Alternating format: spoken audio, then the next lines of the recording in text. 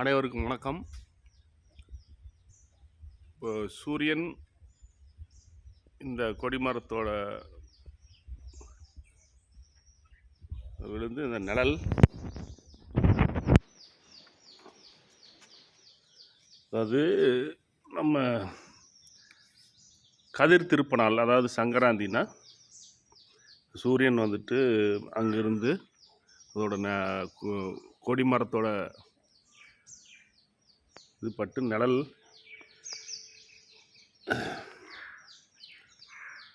இது வரைக்கும் வந்துட்டு இப்போ திரும்பி நிழல் இப்போது இங்கே இருக்குது. அதாவது இவ்வளோ தூரம் இப்படியே அது சாயந்தரம் வரைக்கும் நிழல் போகும். அப்போ இவ்வளோ தூரம் நகர்ந்து வந்துருச்சு. இப்போ ஒரு 4 டிகிரிக்கு பக்கம் நகர்ந்துருச்சு. ஏன்னா இங்கே சூரியன் அந்த குச்சியிலேருந்து நிழல் சின்னதாக கொஞ்சம் கொஞ்சமாக பெருசாகிட்டே வளர்ந்துட்டு வந்து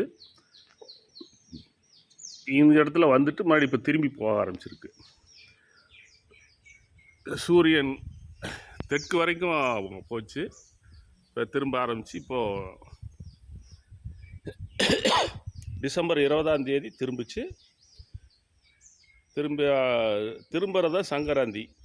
அந்த சங்கராந்தி டிசம்பர் 20 முடிஞ்சிருச்சு. இன்றைக்கி 4 டிகிரி தள்ளி வந்திருக்கு. ஏன்னா இந்த 23 நாள் ஆச்சு இன்றைக்கி திரும்பி. அப்புறம் இந்த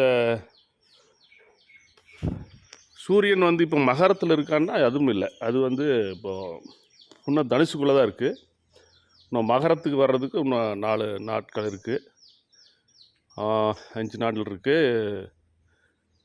அந்த மகரத்துக்குள்ளே என்றைக்கு வருதோ இப்போது இந்த 1800 வருஷம் கழித்து இந்த முதல் 60 ஆண்டாக இப்போ சூரியனோட நகர்வுனால் இந்த மகர சங்கராந்திங்கிறது இப்போ மாசி மாதத்தில் தான் வரும். அது மகரத்துக்குள்ளே என்றைக்கு சூரியன் போகுதோ அதையே 1800 வருஷத்துக்கு முன்னால் மகர சங்கராந்தின்னு நம்ம சொல்லிகிட்டு இருந்தோம். ஆனால் இப்போ அது தனுசு சங்கராந்தி மார்ச் 20 முடிஞ்சுது, திரும்பிடுச்சு சூரியன். இப்போ மகரத்துக்குள்ளே வர அதாவது ஜனவரி 21 உள்ளே வரும். அப்போ தான் மாசி மாதம் ஆரம்பிக்கும். எனக்கு இப்போ தை முடியுது. நம்ம இதைய சித்தரியல் நாட்காட்டி அப்படிங்கிறத நம்ம தமிழர்களோட நாட்காட்டி. அது ஏன் அதில் ஸ்பெஷல்னால், அதில் அந்த சூரிய நகர்வும் நம்ம ஒவ்வொரு 60 சுழலாண்டுகளுக்கு ஒரு தடவை கொண்டு வந்தோம். அந்த வளமை இப்போது 400 வருஷமாக இப்போ நம்ம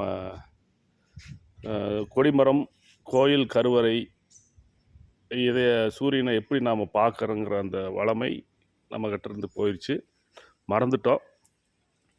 இருந்தாலும் இன்றைக்கி இது தை 1ஆம் நினச்சிட்ருக்கிற அத்தனை பேர்த்துக்கும் தை பொங்கல் நல்வாழ்த்துக்கள்.